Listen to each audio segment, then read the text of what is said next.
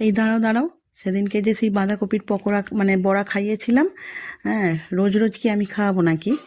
নিজেরা করে খেতে হবে না? দেখো, আজকে দেখিয়ে দিচ্ছি, নিজেরা করে খাবে এবার। দেখো, বাঁধাকপি আর আলু এরকম করে সুন্দর করে সরু সরু করে কেটে নেবে, ঠিক আছে? কেটে নেওয়ার পরে এবার এই যে আদাটা ছাড়িয়েছি, আদাটা পরে গ্রেট করে নেব, সেটা দেখিয়ে দেবোক্ষণ।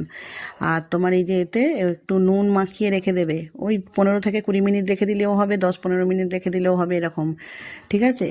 রেখে দেবে, কিছুক্ষণ রেখে দিয়ে দেখবে বাঁধাকপিটা নরম হয়ে যাচ্ছে, আলু বাঁধাকপিটা বেশ নরম হয়ে যাবে, যেন ভাপাতে যেও না, ভাপালে কিন্তু খেতে ভালো লাগবে না, ঠিক আছে? ওটা এখন নরম হোক। চলো এদিকে তোমার মশলাগুলো কি কি দেবে দেখে নিই। দেখো, এখানে আদা গ্রেট করে নিয়েছি, কাঁচা লঙ্কা কুচিয়ে নিয়েছি, কুচোনো হয়ে গেছে। এবার দিয়ে দেবো এতে তোমার যা পছন্দসই মশলা, তোমার তাই দেবে। আমি যেগুলো দেখাচ্ছি যে সে বাধ্যতামূলকভাবে সেগুলোই দিতে হবে এমন কোনো মানে নেই। দেখো, লঙ্কা গুঁড়ো দিয়ে দিলাম, হলুদ গুঁড়ো দিয়ে দিলাম, একটু হিং দিয়ে দিলাম, জিরে গুঁড়ো, গরম মশলা গুঁড়ো, আমার এতে একসাথে সব মেশানো আছে, আমি এই মশলাটা দিয়ে দিলাম।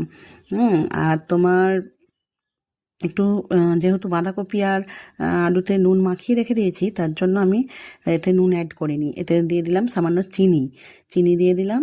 তারপরে এতে দিয়ে দেবো তোমার বেসন, সরি বেসন নয়, বেসনটা পরে দেবো। এখানে দিলাম মৌরি, কালো জিরে আর একটু গোটা জিরে, ঠিক আছে? এগুলো একটু দেবে, বেশ ভালো লাগবে খেতে। যাই হোক, এবার বাঁধাকপিটা এর সাথে নিয়ে মাখিয়ে নিতে হবে। বাঁধাকপিটা এর সাথে মাখিয়ে তারপরে আগে মাখিয়ে নেবে, এতে যেন বেসনটা আগে দিয়ে দিও না। আগে এটা মাখিয়ে নিয়ে, মশলাটা ভালো করে মাখিয়ে নিয়ে তারপরে বেসন আর কর্নফ্লাওয়ার দেবে।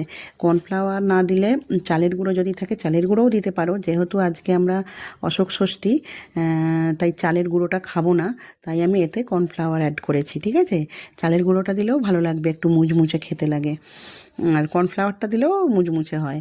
যাই হোক, বেসন কর্নফ্লাওয়ার পরিমাণ মতো যেমন তোমার বাঁধাকপি থাকবে তেমন পরিমাণ মতো দিয়ে মেখে নেবে। দেখো, ঠিক মাখাটা যদি শক্ত লাগে তাহলে একটু জল অ্যাড করতে পারো, আর মাখাটা ঠিক বেশ এই যখন নরম নরম গোছের হবে, যেন এর থেকে বেশি শক্ত করো না, তাহলে কিন্তু মানে বড়াটা ভাজলে না একটু শক্ত শক্ত হয়ে যাবে।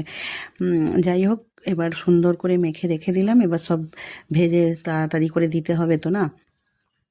দেখে নিচ্ছ তো সব, নিজেরা করে খেয়েও কিন্তু বাপু, এই রোজ রোজ বায়না করো না।